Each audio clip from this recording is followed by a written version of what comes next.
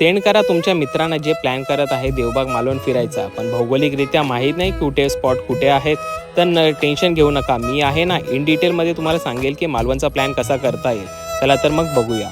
तर सर्वात पहिले आहे मालवण. मालवण इथे मुख्य बाजारपेठ आहे, बसस्टँडसुद्धा आहेत आणि मालवण हे तालुका असल्यामुळे तुम्हाला सर्व गोष्टी इथे उपलब्ध होतील.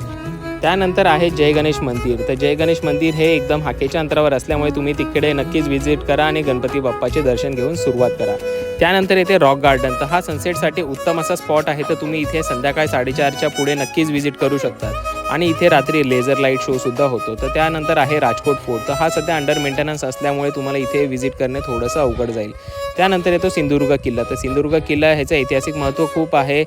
किल्ला हा चारी बाजू पाण्याने वेढलेला आहे. तर जेव्हा तुम्ही व्हिजिट कराल तर नक्कीच टुरिस्ट गाईड घेऊन करा. त्यानंतर येतो दांडी बीच. तर दांडी बीचला खूप साऱ्या प्रकारचे वॉटर स्पोर्ट्ससुद्धा होतात. तर एक मालवणमधील वॉटर स्पोर्ट्स इथेच होतात.